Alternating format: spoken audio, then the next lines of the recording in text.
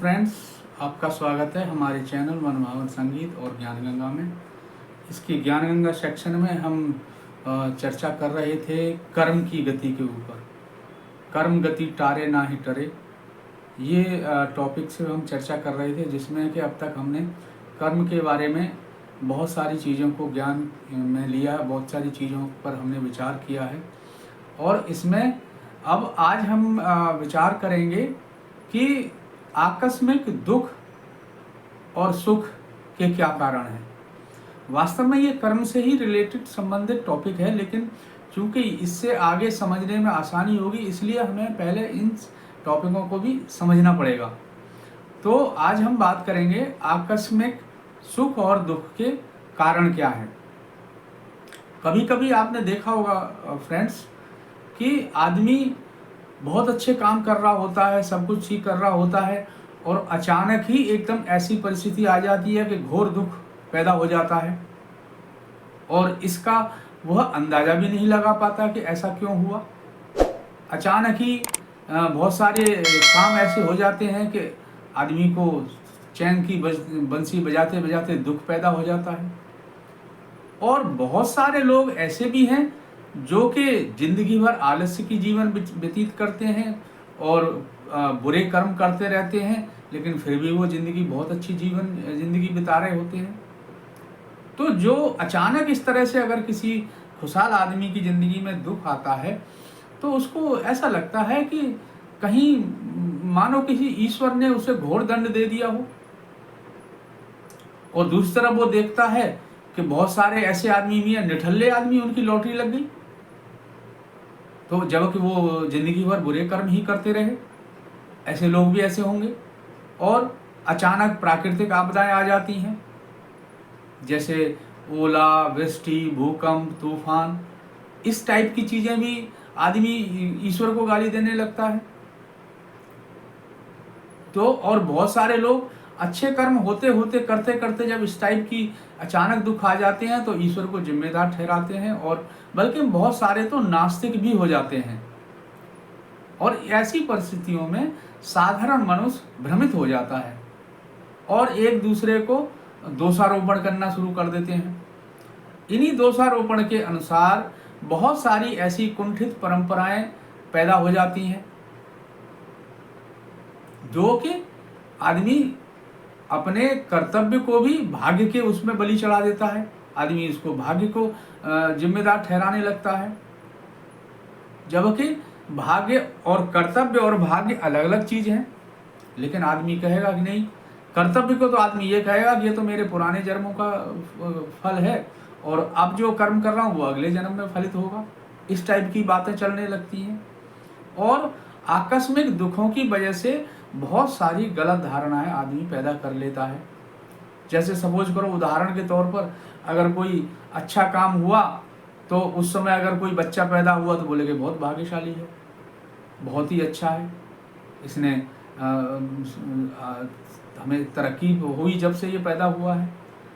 इसके विपरीत अगर कोई बच्चा पैदा हुए और अचानक ऐसा कोई दुख आ जाए तो बोलेंगे तो बहुत ही अभाग्यशाली है, इसके आते ही सत्यानाश हो गया। तो इस तरह की जो धारणाएं हमारे मन में कुंठित हो जाती हैं, वे एक अलग तरह की परंपरा को जन्म देती हैं। और उदाहरण देख लीजिए, अगर कोई बहू घर में आई और उस आते ही कोई मौत हो गई, तो सारी जिंदगी उसको दोषी ठहराते रहते हैं लोग, और वो जिंदगी भर अपमान का घूंट पीते पीते, और एक समय ऐसा कभी आ जाता है कि वो हो सकता है कि अपने को आग लगा ले, कोई केरोसिन छिड़क के जिंदगी अपनी लीवा समाप्त कर ले। और न जाने कितनी अनगिनत ऐसी विधवाएं होंगी जो कि इस तरह के दोषारोपण का फल भुगतती रहती हैं। लेकिन वास्तव में ही इन आकस्मिक घटनाओं को उदाहरण होते तो हैं, कम होते हैं लेकिन जरूर होते हैं, ऐसे उदाहरण जरूर मिलेंगे। अब इसी में आगे चल करके लोग इन्हीं कुंठाओं को आगे बढ़ा देते हैं, समाज में प्रचलित कर देते हैं। उससे फिर जो किशोर नए बच्चे हैं वो इन धारणाओं को, कुंठाओं को अपने दिमाग में इकट्ठा करने लगते हैं, और वे अलग ही तरीके से भ्रमित हो जाते हैं।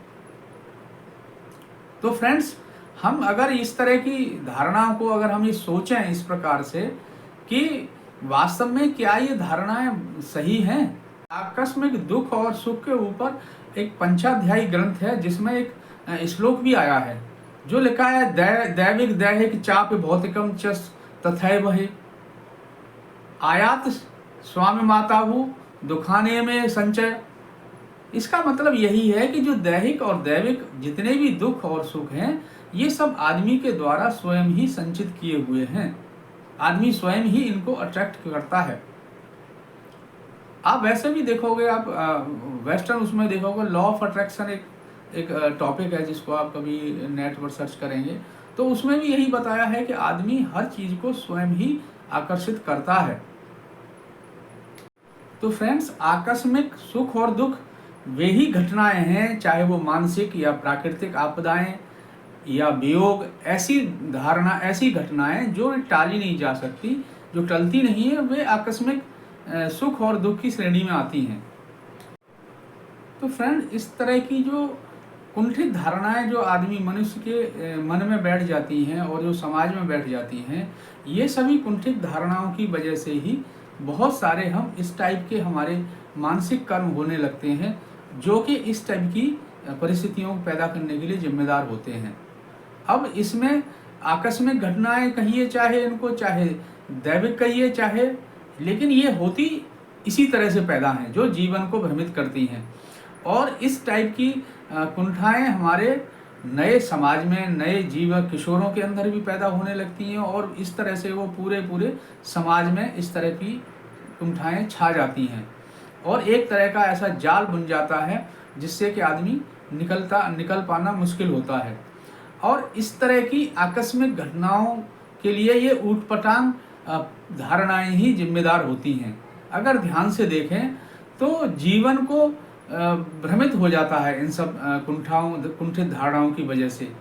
तो अगर हम देखें तो 3 प्रकार के ही दुख और सुख होते हैं, दैविक, दैहिक और भौतिक। क्योंकि इन तीनों प्रकार का जो दुख और सुखों का आधार 3 प्रकार के कर्म ही हैं, जैसे संचित कर्म, प्रारब्ध कर्म और क्रियमाण कर्म। यही 3 कर्म हैं जो आदमी के इन सारे सुख और दुखों के लिए जिम्मेदार हैं, जो आदमी स्वयं करता है।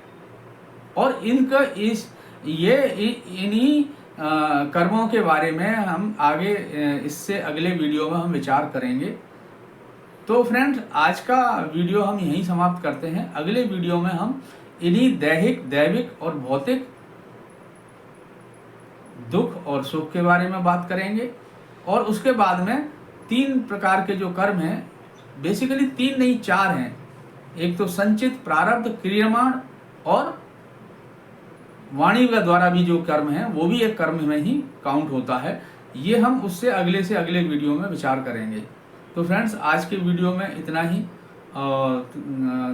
आप लोग इस वीडियो को शेयर और लाइक करें और चैनल को सब्सक्राइब करें, क्योंकि आजकल के ज़माने में ये मैं बार बार इसको बोल रहा हूँ कि आजकल की जो हमारी जो नई पीढ़ी है वो एक हिडन स्ट्रेस से गुजरती रहती है, जो कि इस तरह के ज्ञान और नॉलेज के अभाव की वजह से है।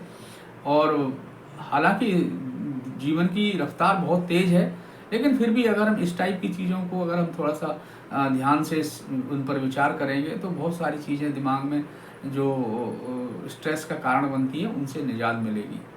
तो फ्रेंड्स, धन्यवाद। वीडियो को शेयर, लाइक करें और चैनल को सब्सक्राइब करें।